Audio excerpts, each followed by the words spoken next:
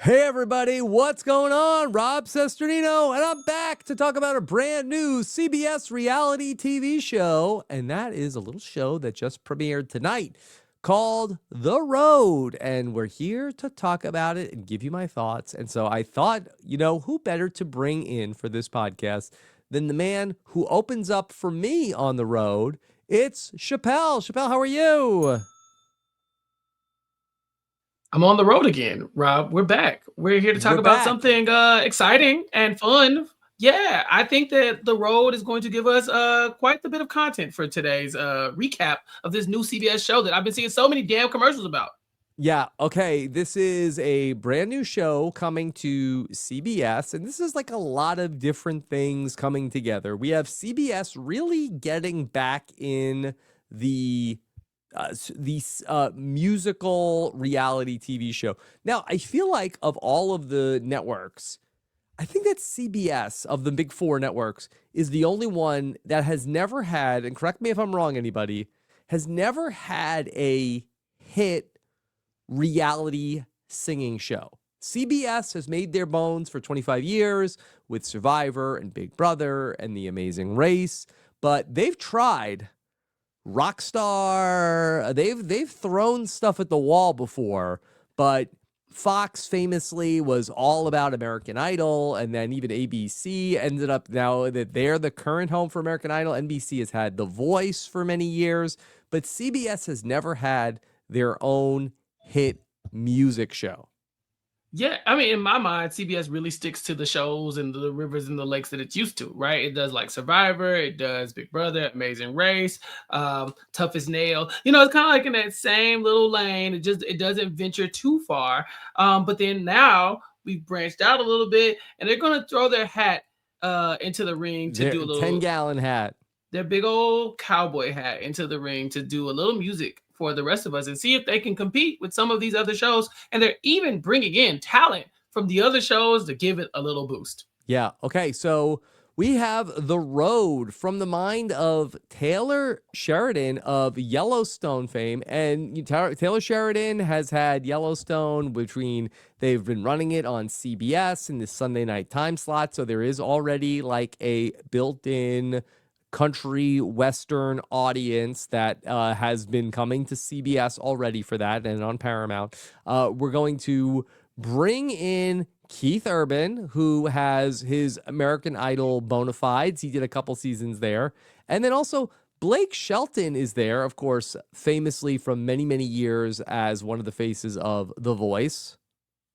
Yes. And I love Blake Shelton. I love Blake Shelton so much, especially on The Voice. One of my favorite coaches that are on The Voice. He's a very winning coach on The Voice as well. I believe he like won season 2 and 3 back to back. So Blake's fun. He's also a very good singer. Keith Urban's a hell of a performer. And so bringing these two who have judging backgrounds with American Idol and The Voice, and also performance and star power, they're really saying, okay, well, we have these people. Tune in for them, but stay for these 12 up and coming country artists. And really, up and coming is it's a little impolite to these people because a lot of them are veterans of the country western scene. They just are looking for their big break. Yeah, and let's talk about this show because I think a lot of people that are listening to this podcast may not have seen the episode and may want to go check it out after we talk about it. So I'd rather talk about this as more of a review for people to be able to know what the show is all about. There are, as you mentioned, 12 people vying to win the show, and they get eliminated one by one each week. They are going to different tour stops, I guess, across the South. Maybe, I don't know. Are we staying in Texas? I doubt that we stay in Texas, but it does feel like the premise of this is that Keith Urban is going to perform, or at least at this very first episode, Keith Urban is going to perform. He needs an opening act. We got 12 of How them. about 12? And yeah, how about 12? And so we're really going to experience what it's like to tour the country western, like honky tonk scene almost, where you're going from bar to bar, venue to venue, and really opening up for somebody who everyone's expecting to come on and do great. And you kind of have to be in that same conversation with these legends like Blake and Keith Urban, and even somebody we haven't spoken about, and Gretchen Wilson. Yes, Gretchen Wilson is the tour manager for the group, and she's serving as a little bit of a mentor as well working with everybody, getting them ready to go out and perform. It seems like, at least based off of the first episode, if we take that as the template for how these shows are going to go, they go out and they perform, and then the audience has like an app, and they have a slider, and they're rating people from the bottom to the top. Yeah. And because these are smaller venues or whatever, you really get a chance to connect with the crowd, and the crowd gets to see up close if they want to see more from you or not. With that slider, they will determine who is in the top 3 and who will be in the bottom 3 for elimination. And then our judges, of course, will then go and choose somebody to eliminate. But it really is about how do you make this crowd in particular, the crowd that's unpredictable. It's the road. You never know who you're going to get. But how do you make that crowd be into you from week to week? So I want to just be clear about the elimination. So the audience ranks the bottom 3, and then we get Blake and Keith are going to be making maybe Gretchen make the call. They're going to decide who they want to eliminate. It's not necessarily the person with the lowest ranking. Yeah, exactly. This is not a singing competition. I want to be very clear. A lot of these artists can sing, and that is going to be great, but the fans get to decide who is the winner of this. The fans and, of course, the judges, because they do get to make the elimination. But it doesn't matter how good you sing. You have to be able to connect with this crowd. You have to be able to get votes. Okay. Talk to me about, I know you've seen so many different singing reality competitions. Is there anything that you've seen before that you feel like is similar in format to this? Maybe I've seen different shows where there's like I don't know, where they've taken groups and really put them in performances in venues where they let people vote. I mean, every television reality show that has to do with singing really will come down to the audience voting a lot of times. Like even American Idol, one that's famously known for its judges, it's still a audience vote. At the end of the day, the audience gets to decide who speaks to it. But I do really think it's an interesting twist that they're on the road, so they don't know who their audience is from week to week. Whereas on American Idol, you're performing for the international audience, the viewing audience at home, whoever has the vote. Same thing with The Voice. People are texting in. The Masked Singer, people are texting in. But this time, you're in the room with the people who are going to be voting for you, and that room will change. And the performances you have to do will change based on the rooms you're in. A Texas performance might not work in Tennessee. I don't know where else they're going to be going, but it's really a creative way of kind of seeing who can cut it on the literal road. Yeah. What's the vibe in Fort Worth, Chappell? It's country. It is, but okay. So here, let me talk about Fort Worth, the Dallas area in general in Texas, right? They got money up there. It's oil money. There's some old money up there, but it's still cowboys nonetheless. Texas is a very, very large state, as many people know. But there's a lot of times where even the large cities can feel very small and quaint because a lot of these people come from small towns, right? They're in Dallas, they're in Fort Worth, but they're really from outside. They're from Saginaw. They're from, these other places that are like tangential to that area, but they come here for big events and things of that nature. So really being able to appeal to the small country feel of Texas while in a big venue is going to be something that'll set you apart in a place like Fort Worth. Now, once you leave Texas, there are probably different isms that you need to know about the different places you're going, and whoever can adapt to that probably is going to do the best in the competition. We only watched the first episode here tonight, and I am curious to see more episodes of the show. But by the way, we're not. This isn't the first of weekly recaps here on RHAP, unless this is like a hugely successful podcast that people are like, please, we are begging for more. This is the biggest hit. People are like, Rob, you're throwing money away. Why aren't you doing road recaps every single week? We're just here to check it out, see what's going on here on CBS Reality TV, our home. And I am interested to know in future episodes, will we see episodes that were like tonight's episode, which is basically we're just going to see all of our people performing and then reactions to the performances? Or do you think that we will see life on the bus? The show is called The Road. Do you think we will see a little bit more of the reality of what it's like now that we've already done all of our introductions? Will we see these people on the bus?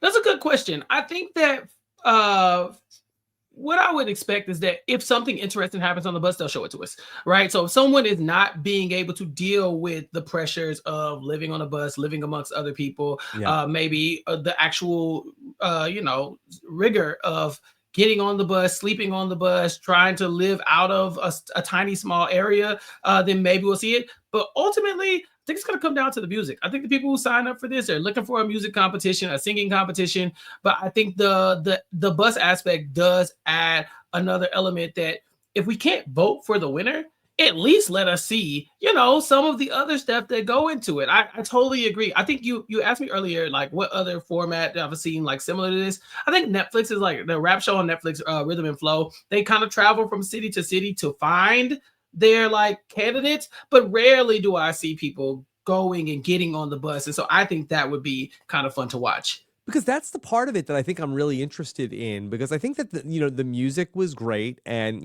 admittedly I am not a huge country music person. I'm not anti country music. I'm more pretty agnostic about it. But I think that the idea of like getting to see what it's like for these people to go out on the bus. I mean, are Blake Shelton and Keith Urban also sharing the bus with these people? No, no, Oh. Blake's not getting on that bus. There's nothing you can do to tell me. There's nothing you can tell me that Because you always Blake's hear sleeping on that bus. stories about like, oh, like this person snores, this person is like disgusting to share a bathroom with. I that's what I want to see. So to me, I feel like The Road is the rite of passage into this mega stardom that all of these artists can say they did, right? It's like I started off, let's take Blake for example, right? He graduates at 17 and immediately like goes to Nashville from Oklahoma to start his journey as a singer. And he's probably been on the road a bunch of times. So I highly doubt that his now goal at his ripe old age of blank, with years and years of legendary musician status, he's going to now be like, all right, put me back on the road. It's like nobody wants to go through the grind again, Rob. Nobody wants this. Well, he's still getting from city to city. What is he taking, a helicopter? Probably. It's Blake Shelton. A bus, private jet. Gwen Stefani might come pick him up. There's a lot of ways he can get around, but I highly doubt he's going to be sleeping on that bus. And I want to see them like getting into it with each other. Like, is there going to be any conflict on the bus? No, that would be fascinating to me because a lot of these people, like I said, they're older, more seasoned musicians, even though they haven't had the superstar career that Blake is at. A lot of them are like family people. They've lived a lot of life. Just because they're now getting their start here in reality TV fame doesn't mean they haven't had some type of fame in their own life, their own successes. And so even for them, like I really there's think some younger people too, though. Yeah, but like when you say younger, like they're not that much younger. Like like there's like it's a pretty like I won't say like it's a pretty tight range of ages, but I'll say this. The older people are probably going to move like older people, and the younger people are probably just going to like take a seat in the back for that kind of thing. But if they were to get conflict, Rob, you're right. That's our bread and butter. Yeah. So we'll see. We really don't know necessarily what a normal episode will look like here of The Road. So overall, Chappell, what was your take on the premiere? It was cool. I thought it was fun. I think that if you are not a country music fan, you might not love this because there's so much country music. I mean, there's 12 artists that we go through and we get clips of their journeys as if we would in any other show, but it's very country specific. And so if this is not your genre, this might not be the show for you. But if you're country agnostic or better, I think that you can come in and find a lot of joy in watching this. People like Blake, he just knows how to make a show fun, like that's why he keeps getting cast in roles like this, because whenever it's getting stale, they're going to cut to Blake and Keith talking and, and kind of hyping each other up. We got some cool personalities to deal with too. So I think overall it's a fun watch. Yeah, I thought that the show went by pretty quick. I feel like that there wasn't a ton for me to like sink my teeth into where I feel like, oh my God, that's my person and I'm really heavily invested. But I thought that the show looks really slick. I thought that it seems like a cool premise for an episode. I was interested to see if we were going to get an elimination here in episode number 1 or if it was going to carry over into episode number 2. I actually thought that the elimination was like they sort of just like went through it very quickly. Like they sort of said, all right, here's the bottom 3 and you're eliminated. Yeah, I mean, there's really a lack of suspense when the people making the decision are in the room. It's like for us, if it's American Idol, we vote and then we wait, or it's a voice you like text in and you wait, and then you got to see if anybody's going to say. There's a lot of suspense there. This time it was like, all right, we gave you your 30 seconds of airtime. You're in the bottom three. Quickly, boom, you're out. Let's get this show on the aforementioned road. And so then we get to see people finally get on the tour bus before we start our journey in exploring what the last 11 contestants will be going through. We don't even really know how this ends. We don't know if it's like one final showdown in a honky tonk in North Carolina or something like that, or if this is just, or does it come down to a vote? Yeah, why not? Look, if they come to you, we gotta go. We gotta go on the road and see this up close. I saw a couple people from North Carolina. One guy very close to where I live, and so maybe they'll start in Fort Worth and end up by me. They'll go. Yeah. It's the Chappell to me tour. Yeah, shout out to John Wood of Wake Forest. Yeah, and so okay, we had our first elimination, and it was Blaine Bailey was eliminated. Chappell, did you see this coming for Blaine? Yeah. Yeah, a mile away. Blaine talks about his Native American ancestry and his heritage and how, he's been singing for a while. He talks about how his dad passed away. And then he tells us like he really wants to give a voice to Native Americans who don't get a chance to do this. Now, that said, Blaine came into this Texas bar the day that a bunch of Keith Urban fans said they were showing up and decided to sing a slow song about being a Native American, right? Like it's really talking about his message of, what it is, to be a Native American and what it like, it's very much, it's like a deep song, right? It's a very deep song. And this is a song that is not going to get votes all the time in a rowdy bar, as they will call it several times over. Gotta read the room. Bar. Yeah, this wasn't the one. This was not it. Maybe like, again, probably a really nice song. I believe it wasn't like a new song for him. I think he said it was from his 2024 album. And so it's like, yeah, he performed something that meant a lot to him. But again, this is not a singing competition at all. This is a how do you get votes competition, and you really got to play to the crowd. And I don't think he was able to do that effectively. Yeah, he was also the youngest person, and I think the youngest person by far. I think there might be another woman who was 25, but he was 23. And because of that, he lacks a little experience. Like I said, some of these people have been in the grind for a long time, despite them not having, this huge break into stardom that they would probably have liked. Whereas him being much younger, probably didn't know what it takes to make a crowd get you votes. I think I've seen this. I've been to a lot of open bars. I mean, open mics. I've seen these at bars before where people come in, and even karaoke sometimes, people come in, they want to sing a song that they like a lot, right? But the goal a lot of times is to play to the crowd and to get people on your side. Yeah, and if it's a fan vote, you really want to get the fans behind you. And I just don't think the subject matter was something a lot of the people in the room could connect to, but also the tone and the way he delivered the song. It was really an uphill battle for Blaine. Yeah, his song was called T-Shirt. Yeah. And it was very much about, like talking about his Native American ancestry. And there's a moment where Blake looks at Keith Urban's like, he lost the crowd, and they cut to the crowd and they're like talking and chilling there on their phones. Like you really got to come in and capture this room because these people came to see Keith Urban. And by the end of the episode, we will see how Keith Urban performs. And it was nothing like this. Yeah, that's interesting. And David Bloomberg hasn't published yet his rules of what players on the road need to know going into the season. But you'd have to imagine that after seeing this, that the other contestants will have a takeaway about how important it is to play to the crowd. Absolutely. I mean, there's even the moment where we see Keith Urban on stage and he performing, and they cut to some of the contestants saying, I know what I'm going to do now, or I'm going to approach this completely differently. I think one of the contestants, Channing Wilson, he says, I got some upbeat songs in my pocket for stuff like this. And so I think you really do have to come in and look at the venue. Not every venue is going to be hyped like that. But when you come in and you see what the crowd is going up for, or if you know or are familiar with the crowd, because obviously they're probably not there, like they're not there days before with like multiple songs to perform that night. They probably are focusing on one. But you got to remember, we're looking for crowd pleasers here. And like I said, the concept of T-Shirt, the performance, the delivery, it was never going to speak to this group of people. Chappelle, did you identify anybody that you thought was going to be one of the breakout stars of the road? Can we talk about Channing Wilson a little Yeah, bit? talk about him because we got Yeah. pretty early on that he gets featured well before he's going to come on to the episode. He ends up performing like 2/3 of the way through, but we see him like pretty heavily featured in the opening.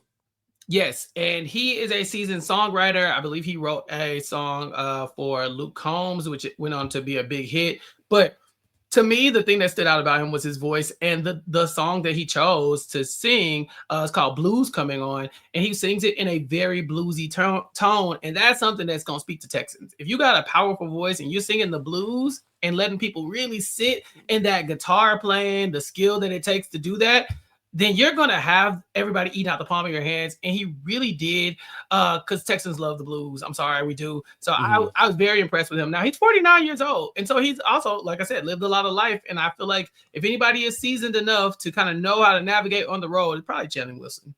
Yeah. So I guess these artists, they must have to be coming in armed with a bunch of original music to perform on the show, because I kind of feel like you can't just sing the same song at every bar, right? Right, and that You can't be a said, one-hit wonder. no, I don't think so. And also, we don't really know if they're only going to be doing original songs. In the episode one, they were given the challenge of performing an original song. But next week, who knows? Maybe it's perform your favorite Blake Shelton Disney song, Week, or right, or not like on think about it. CBS. No, not on CBS. But if you really think about it, let's say they were going to go to Kentucky on the road, right? And they're like, okay, this week you're performing bluegrass. And then it's like a very specific skill set. These are things that they do on shows like American Idol, and even on cooking shows like Top Chef or whatever, Master Chef, where they give you a very niche thing that you have to be good at, because everybody wants to see what it looks like when you're rolling with the punches, right? We're throwing stuff at you. How can you handle it? Who's versatile? I don't know that they're going to do that, but there's definitely an opportunity for them to really lean into the more regional sounds of country music. Yeah, so Channing, he definitely got a lot of airtime in the episode, probably the most memorable person that we saw of the 12, but he was not in the top 3 in the audience.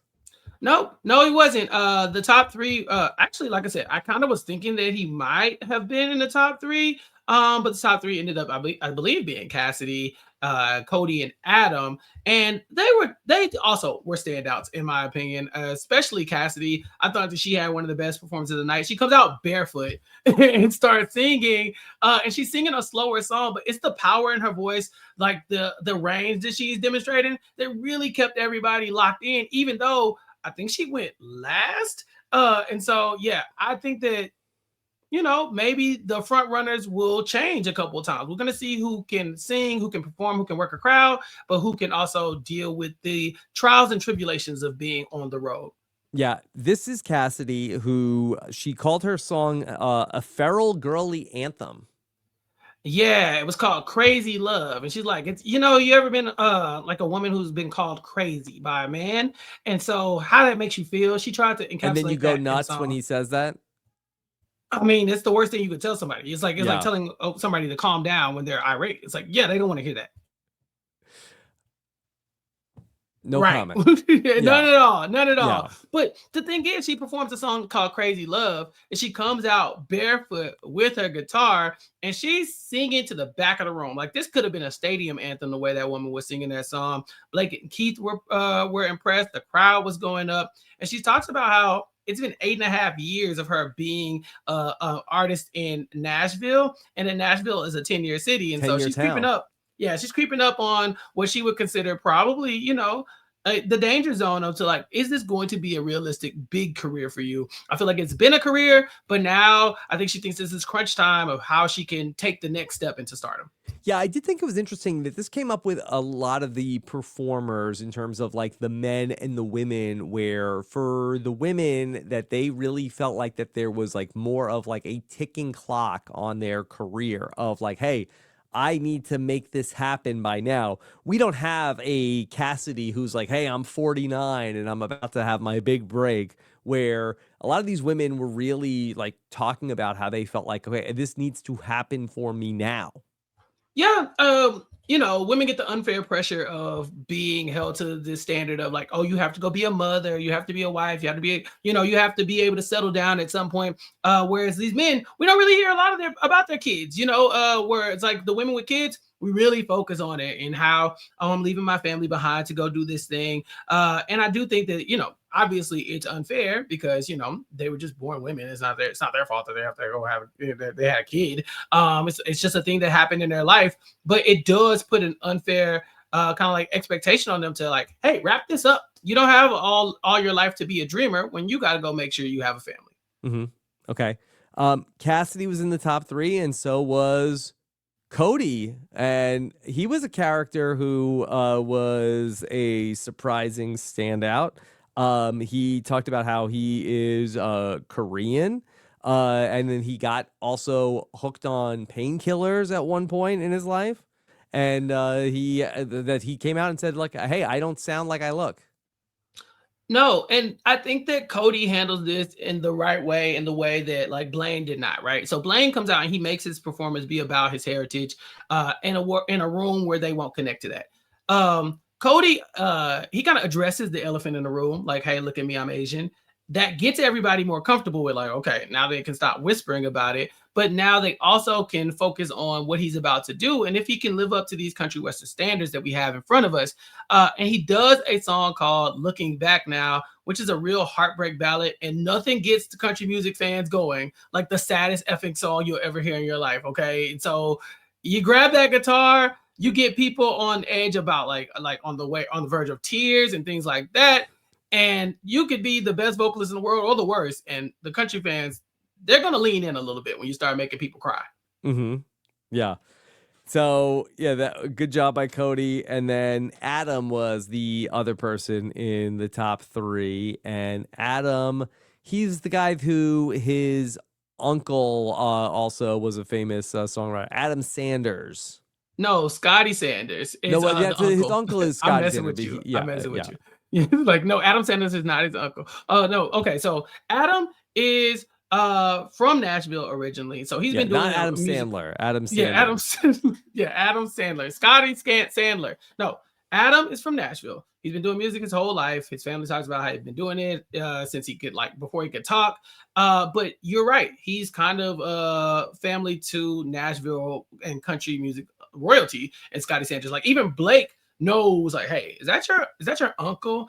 And so his struggle is that he's been labeled a songwriter. Once the industry finds out you're good at writing songs, they want songs, but sometimes they already have the person they want to perform the song, so they don't really need you, they just need your pen. And so for him, this is his chance to step out of that label as, I'm just the guy who writes the song, and gets to go on and be the performer. And the song he even sings, it's called "What If I'm Right?" And he says it's about a guy and a girl taking the next step into their relationship. But for him, he's like, but also, what if I'm right about this being my chance, right? What if I'm betting on myself and I'm correct that this might be my first move into being the next Keith Urban or Blake Shelton? So I was very entertained by him. He went first.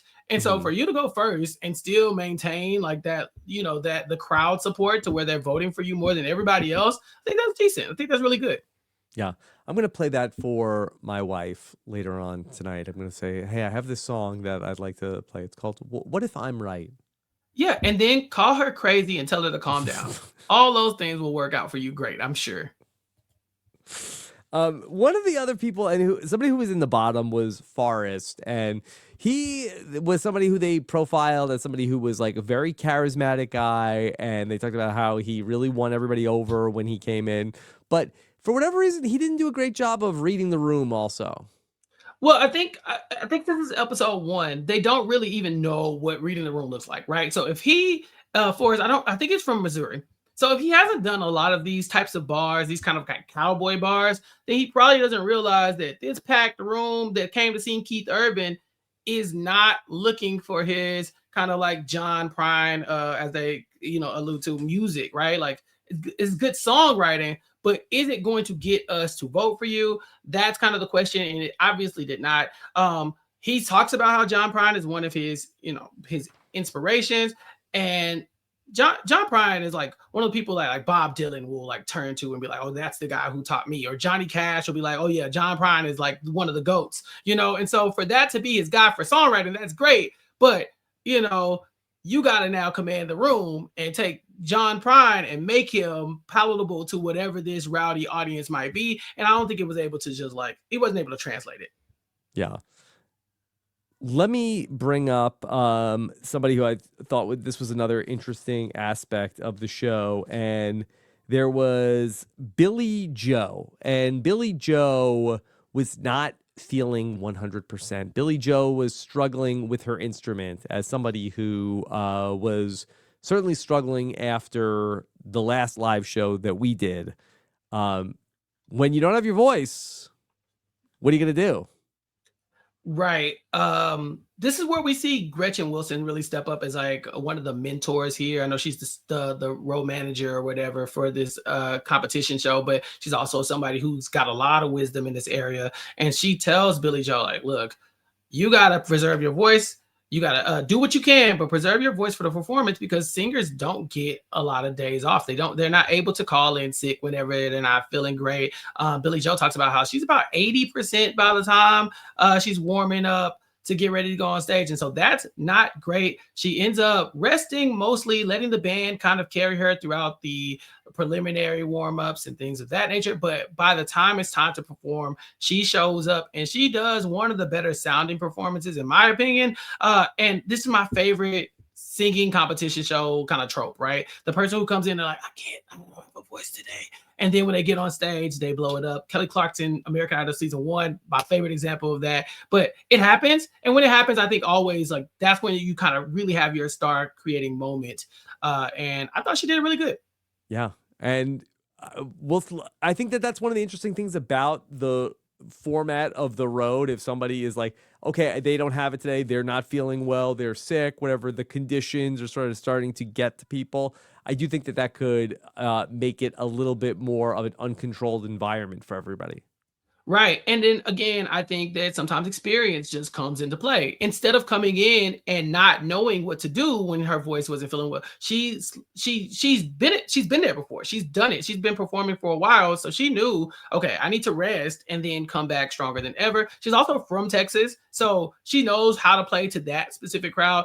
One of the things that stood out to me was that some of the people, when they ended their performance, they would be like, make sure you vote for me. You know, that's just a thing that you know to do if you're used to trying to get crowd applause or votes at an open mic and stuff like that. Like, you know that, where some people didn't. So there was even moments where people come out and they're like, what's up, Fort Worth? I love you, Texas, blah, blah. Yeah.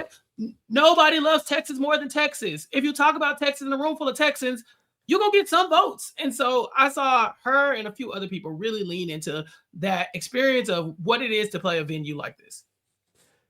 Were there any other standouts for you that you want to talk about? I did like that a lot of people were, like you were talking about earlier, kind of performing the hits that they've been traveling with or that they've been having for a while. I think Jenny Tolman was one of the people. She's her song was about, like, I think it was called like I Know Some Cowboys. And it was about her first time in Texas, and it was really a crowd pleaser. She was able to drop names of Texas cities in the song. You know, she's like, what's I think she said Fort Worth in the song. You know, that's the kind of stuff that's going to make us go up for you, you know. But if you're like, you can't name drop Fort Worth in Tennessee, no one's gonna care. But in Fort Worth, it's perfect. It's gonna play. Do you watch Girls 5 Eva? Oh, I forgot all about that. Yeah, I think I did. Oh God. Yeah, yes. that was they had a big song about Fort Worth. Tap into your Fort Worth. Oh my God, Girls 5 Eva. That's a blast from the past. I wonder if you can find that. There were a few seasons of that, wasn't it? There was 3 seasons. Yeah. Shout out to Sarah Bareilles, wherever she is. I know she's somewhere singing her ass off. But yeah, so there were a few that stood out. I thought Olivia Harms was another good one They that call we can kind of Fort like. Worth Cowtown. It is. It is. You know, like but it's Texas. There's a lot of cow towns in Texas, but that is the cow town. I think Olivia Harms is the other one I wanted to flag up. She was the one who was talking about how I believe her mom was Joni Harms, who had performed at the Grand Ole Opry. Yeah. And had, performed for almost 20 years. So another person who has a strong pedigree of musicianship and country music in her background that obviously would have a leg up over some of the people who might not. So yeah, there are a few. Okay. All right.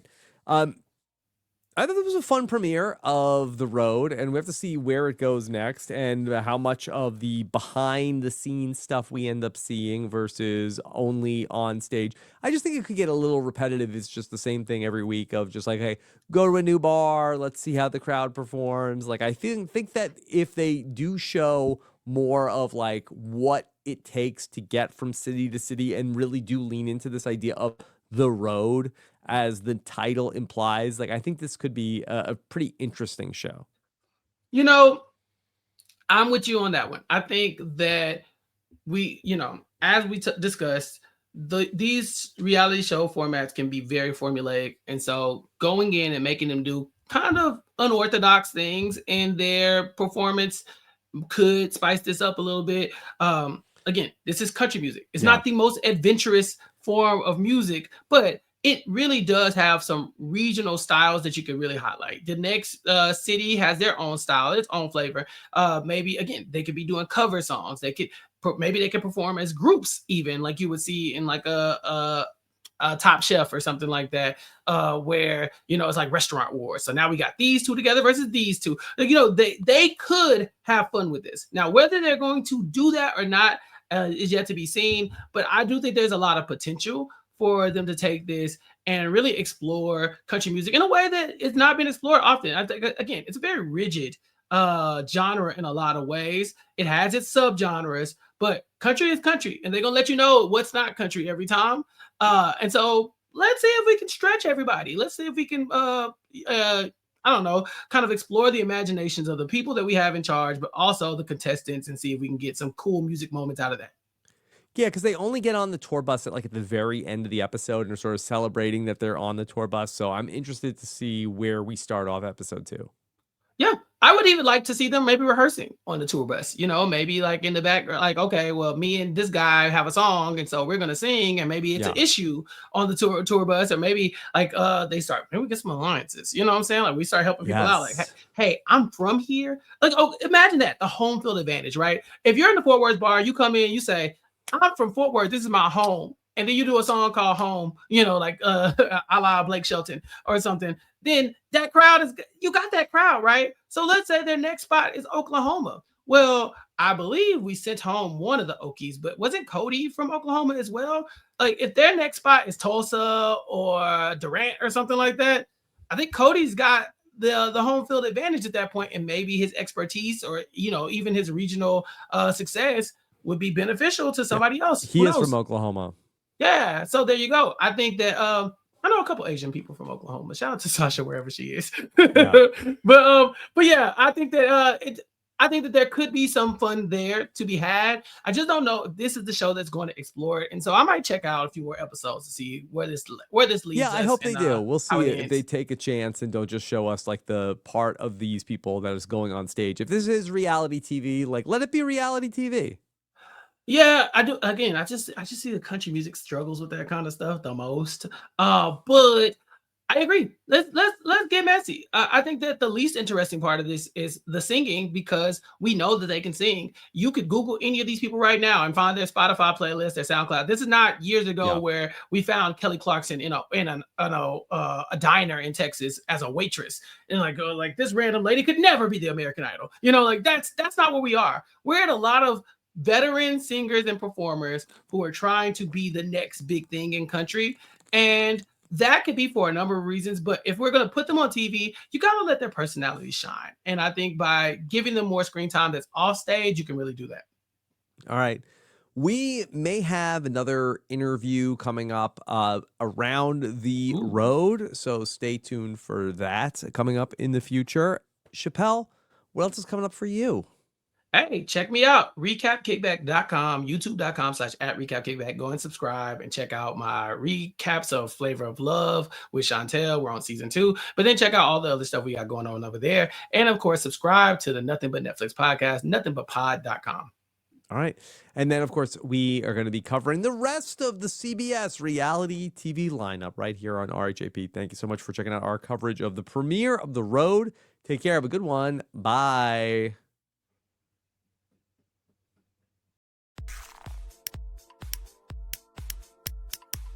This is RHAP. We know reality TV.